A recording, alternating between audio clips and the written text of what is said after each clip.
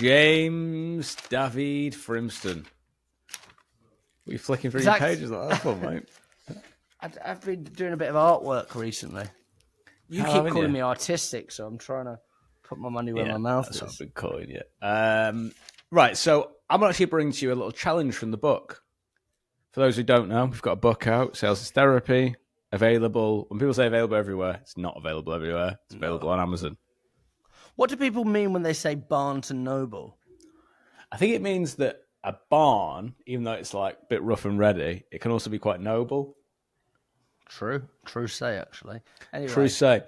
Right, so the challenge I'm getting is like the ACERS framework. I like it, but either they can't quite get their head around it, gets a bit confusing, or the application's wrong. So for those who don't know, ACERS is our framework for dealing with objections. And you've got a really nice way of explaining it. I thought we could get you to explain it. Tell them the truth, Zach. Tell the people listening at home the truth about this. Right, we recorded another episode before this, and Jack took it off on a massive tangent, and then I've just had to sort of rethink the episode because I thought it might not be very good. So we're doing it a different way. But Jack's going to take us through, because actually it is a nice way of explaining it. And then what we're going to do on the... good idea. Yeah, and then and you're not going to mock me for it because I didn't mock you in the first place. And then we're going to go and sort of chuck a couple of objections and show you how to use the ACERS framework. So a bit of a messy intro, right? But how to handle objections using ACERS, and it should work for any objection. But I've come to you, Jack. I've read the book. I don't quite understand ACERS. I can't quite grasp it. Explain it to me using art. I'm going to explain it to you using art. First thing I'm going to do is say ACERS. Accept the objection, clarify the objection, exploration of the objection, redirection of the objection, and summarize everything you found. Definitely nearly said the word erection in there somewhere. You did. Anyway, right. I've got this drawing for anybody that can see this. And you might be thinking, really what is that? So if you're listening on your ears, this is a really good drawing that I've done. If you're watching it on YouTube, I think you'll like it. Put in the comments out of 10 what you think about my artwork. So, Zach, I want you to imagine you're standing in the middle of a lake, okay? You're stuck in the lake. Your legs are stuck to the mud. You might be drowning. So you're thinking, how am I going to get out of this predicament?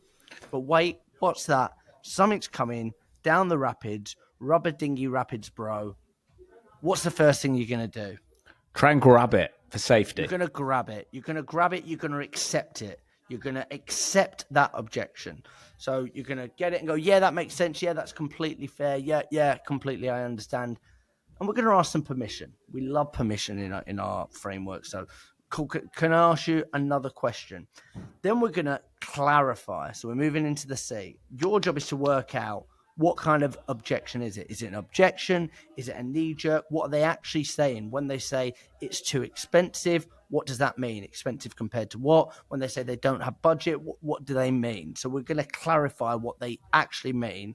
And that's you working out, is this edible or is this not?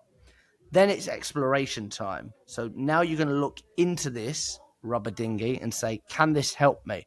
So you're going to start asking it loads and loads of questions, working out, is it a donut? Is it a bagel? Is it something else? And slowly but surely, you're going to get enough information and you're going to use it as momentum once you've explored it enough that you're going to use it and swing into a redirection where you feel like you're steering the conversation to get you out into safety. And the summarize, that's when you're paddling. You're using this objection, you're floating into Meeting Avenue, and you're paddling away. There's the drawing. What the fuck do you think? It's a really good analogy, mate. It's really good. And let's put this into the real world then, yeah? So let's say I say to you, right, my objection to you is I've already got something in place. Yeah? Take me through it, ACERS. Yeah. But maybe direct me like we're at A, we're at, you know what I mean? Tell me what you're actually doing.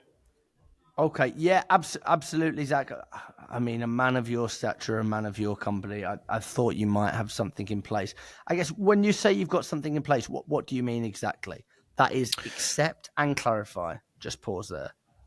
I already have in place a CRM already. We use Salesforce, and we have done for about 2 or 3 years. Okay. And am I selling a CRM? Just on a side note. Yeah. Yeah, okay. Okay. And I guess you said 2 years. I guess what did you bring that CRM in to do initially? That's a little exploration. I brought it in. We were struggling to manage all the different leads that we had, and then also the nurture side. So when things maybe didn't close, but we still wanted to keep relationships going, nurture sequences, we just were losing track of everything. It was all messy and disorganized. Okay, and then since bringing that in, when it comes to nurturing and keeping that nurturing sequence up, I guess on a scale of 1 to 10, how would you currently rate that?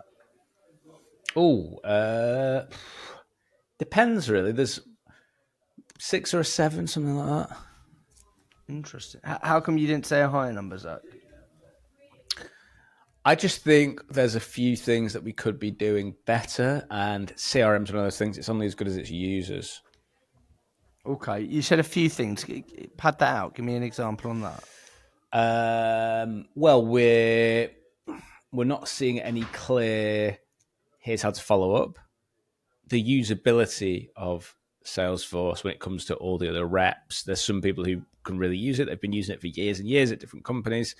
And the people who come in at first and try and get their head around it, often there's like a funny, some of them get it, some of them don't, which makes it a bit inconsistent and probably a bit of pressure on ops and team leaders and stuff to train them and spend a lot of time with them on stuff they feel like they should really know. So it creates that kind of clunky feeling with some people. Okay, and then wait. This might sound stupid, but when it is clunky and the usability is probably not where it needs to be, how do you know that's a problem? How do you feel that?